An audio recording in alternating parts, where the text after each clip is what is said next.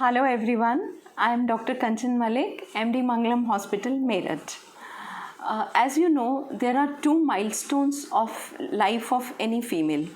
Periods का start होना और पीरियड्स का बंद होना, और बीच की स्टेज एक रिप्रोडक्टिव एज होती है. पीरियड्स के स्टार्ट होने को मेनार्क बोलते हैं और पीरियड्स के बंद होने को मेनोपॉज बोलते हैं.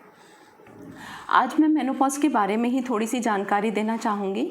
मेनोपॉज जैसे कि अपने वर्ड से ही बताता है अपने को. मेनो मतलब पीरियड्स, मेंस्ट्रुएशन, और पॉज मतलब बंद होना. तो पीरियड्स के बंद होने को मेनोपॉज कहते हैं. जब मेनोपॉज क्यों होता है? एक फीमेल जब जन्म लेती है तो उसके ओवरीज में फिक्स्ड एग्स होते हैं. वो एक फिक्स्ड एग्स लेके जन्म लेती है और वो ही एग्स पूरी रिप्रोडक्टिव एज में यूज़ होते रहते हैं. जब वो एग्स ख़त्म हो जाते हैं तो ओवरीज शट डाउन हो जाती हैं, अपना काम करना बंद कर देती हैं, और जब काम करना बंद कर देती हैं तो हार्मोन्स बंद हो जाते हैं बनना और मेनोपॉज हो जाता है. जो मेन हार्मोन्स ओवरी से बनते हैं उनको ईस्ट्रोजन और प्रोजेस्टेरॉन कहते हैं. जितने भी मेनोपॉज के सिम्टम्स होते हैं वो ईस्ट्रोजन डेफिशिएंसी से होते हैं. तो मेनोपॉज से अधिकतर लेडीज़ बहुत घबराने लगती हैं, क्योंकि उन्हें ये लगता है कि उनकी लाइफ का एक स्टॉर्मिंग शुरू हो गई है, मिड लाइफ क्राइसिस स्टार्ट हो गया है.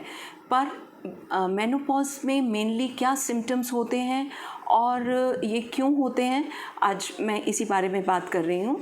मेनोपॉज के मेनली सिम्टम्स ईस्ट्रोजन डेफिशिएंसी से होते हैं. और ईस्ट्रोजन जो है वो वेजोमोटर प्रोटेक्टिव होता है, कार्डियक प्रोटेक्टिव होता है, बोन प्रोटेक्टिव होता है और यूरोजेनाइटल प्रोटेक्टिव होता है.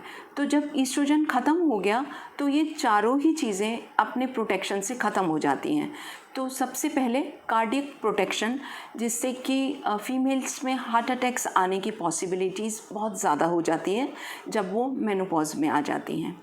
यूरोजेनाइटल सिम्टम्स होते हैं जिसमें आपके जेनाइटल ऑर्गन्स की ड्राइनेस हो जाती है, सेक्सुअल डिज़ायर कम हो जाती है, और यूरिन होल्ड करने की कैपेसिटी कम हो जाती है.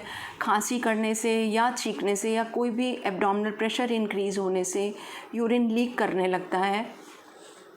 और बोन प्रोटेक्शन ख़त्म हो जाता है. बोन प्रोटेक्शन ख़त्म होने से बोन्स जो हैं वो ब्रिटल हो जाती हैं. तो सबसे पहले ऑस्टियोपीनिया होता है और फिर बोन्स ब्रिटल होकर ऑस्टियोपोरोसिस का रूप ले लेती हैं और बोन पेन्स होने लगते हैं, जॉइंट पेन्स होने लगते हैं.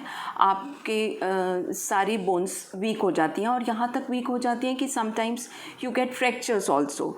और दूसरा वेजोमोटर सिम्टम्स होने लगते हैं. वेजोमोटर सिम्टम्स में आपको बेवजह गुस्सा आने लगता है, आप चिल्लाने लगते हैं, आपका रोने का मन करता है, डिप्रेशन में चले जाते हैं और बहुत ज़्यादा हॉट फ्लैशेस होने लगते हैं.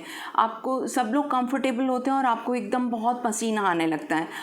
ये पसीना अधिकतर फेस पे आता है और सबको समझ नहीं आता कि आपको क्या हो रहा है, क्योंकि सब कंफर्टेबल होते हैं. रात को आपका मन करता है कि आप अपने कपड़े हटा दीजिए और खिड़की खोल दीजिए, दरवाज़े खोल दें.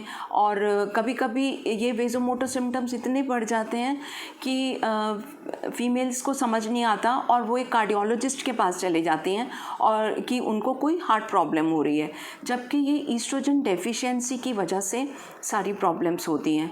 तो ये मेन मेनोपॉज के सिम्टम्स हैं जिन्हें आप थोड़ी सी समझदारी से बिल्कुल आसानी से ओवरकम कर सकते हैं. And you may age gracefully during your menopause time. So stay tuned in my next videos about the treatment and how to overcome menopause. Thank you.